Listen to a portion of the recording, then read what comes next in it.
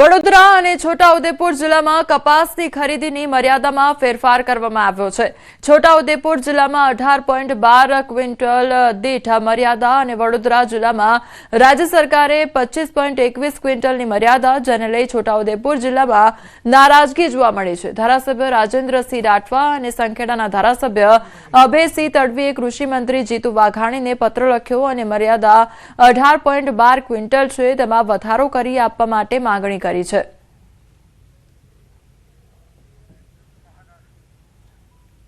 મહારાષ્ટ્રના અંબરનાથમાં ભારતીય જનતા પાર્ટીના ઉમેદવાર પવન વાલેકરના પેનલ નંબર 4ના કાર્યાલય પર અજાણ્યા વ્યક્તિઓએ ગોળીબાર કર્યો હતો।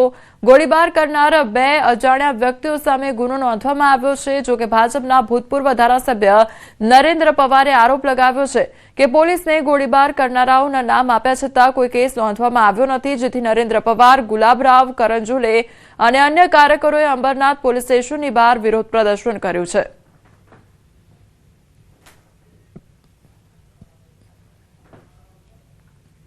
જૂનાગઢમાં સસલાનો શિકાર કરનાર બે શખ્સો ઝડપાયા છે। વંથલીના સાતલપુર ધાર નજીકની ઘટના સામે આવી છે। વીડી વિસ્તારમાંથી પોલીસે છરી સાથે બે શખ્સોને ઝડપી પાડ્યા હતા। બાઇકની ડેકીન ચેક કરતા તેમાંથી મૃત સસલું મળી આવ્યું હતું।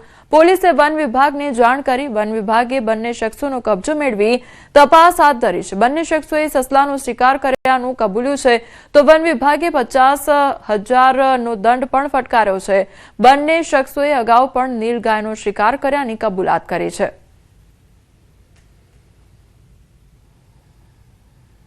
પૂછપરછ કરતા તેઓએ જણાવેલ કે અમે આ વન્યજીવ સસલાને મારી શિકાર કરેલ, ગળું કાપી એની હત્યા નિપજાવી અને એને વેચાણ અર્થે અમારી ગાડીની ડિક્કીમાં રાખેલ હતું। સુરતમાં આરોગ્ય વિભાગ હરકતમાં આવ્યું છે। પોંક વડાના કેન્દ્રો પર સઘન કાર્યવાહી હાથ ધરવામાં આવી છે। શહેરના 10 જાણીતા પોંક વેચાણ કેન્દ્રો પર ચેકિંગ હાથ ધરવામાં આવ્યું છે, તો પોંક વડા અને સેવના કુલ 12 નમૂનાઓ લેવામાં આવ્યા। નમૂનાઓને પબ્લિક હેલ્થ લેબોરેટરીમાં પરીક્ષણ માટે મોકલવામાં આવ્યા છે।